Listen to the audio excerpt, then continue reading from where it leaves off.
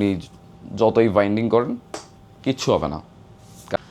A small product but it can change your entire space. আসসালামু আলাইকুম, welcome to decor culture. আজকে decor কালচারের product রিভিউতে এমন একটা প্রোডাক্ট নিয়ে আমরা আজকে কথা বলতে এসেছি যেই প্রোডাক্টটা নিয়ে আমরা আসলে কখনো ভাবিই না। এই প্রোডাক্টটা এতটাই সিম্পল যে ভাবি যে এই সিম্পল প্রোডাক্ট দিয়ে আসলে কি হয়, কিন্তু এই একটা সিম্পল প্রোডাক্ট আপনার ইন্টেরিয়রের পুরা ডেকোরেশনকেই চেঞ্জ করে দেবে। আর সেই প্রোডাক্টটা কি? এটা হচ্ছে মোল্ডিং বিট। এটা হচ্ছে পিভিসি মোল্ডিং বিট। এই মোল্ডিং বিটগুলো আমরা কোথায় ইউজ করি? আপনি একটা আপনার লিভিং জোনে আপনি এখানে ইউজ করতে পারেন। লিভিং জোনে এটা কীভাবে ইউজ করবেন? এটা হচ্ছে আমরা ধরেন একটা ক্যানভাস তৈরি করলাম, এইটা দিয়ে আমরা স্কোয়ার শেপের একটা ক্যানভাস করলাম, এইটা দিয়ে আমরা একটা ট্রায়াঙ্গেল শেপের একটা ক্যানভাস করলাম। এটা ক্যানভাসটা রেডি করে এটার মাঝখানে আমরা হয়তো লাইটিংয়ের কোনো একটা প্রজেকশন করলাম, অথবা আমরা এখানে একটা কোনো ফ্রেমিং করলাম, অথবা কোনো এখানে কোনো ডিজাইনেবল কিছু দিলাম। এইটা যখন লিভিং জোনে এইরকম একটা কাজ করা হবে, তখন আপনার পুরো লিভিং জোনটা জিনিসটা প্রোডাক্টটা সিম্পল, বাট যখন এটা পেস্টিং হবে, যখন এটা ট্রান্সফর্ম হবে আপনার ওয়ালে, তখন টোটালি আপনার লুকটা তখনই চেঞ্জ হয়ে যাবে।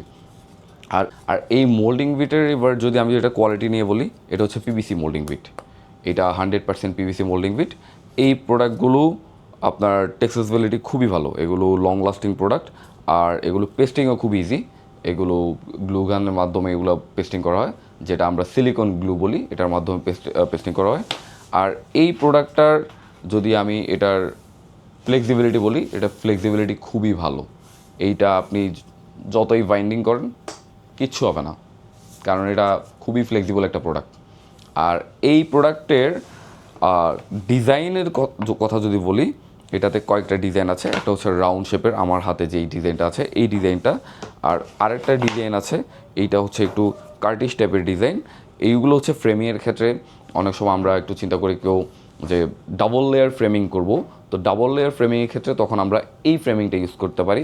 যখন আমরা সিঙ্গেলি জাস্ট শুধু একটা ফ্রেমিং করব স্কোয়ার শেপের, বা অনেক সময় আমরা চিন্তা করি আমরা যে একটা কালার করলাম, কালার করে একটা ভিট দিলাম, আমরা একটা সাইডে একটা ভিট দিলাম, ভিটটা দেওয়ার ক্ষেত্রে তখন এই ফ্রেমিংগুলো ইউজ করা হয়।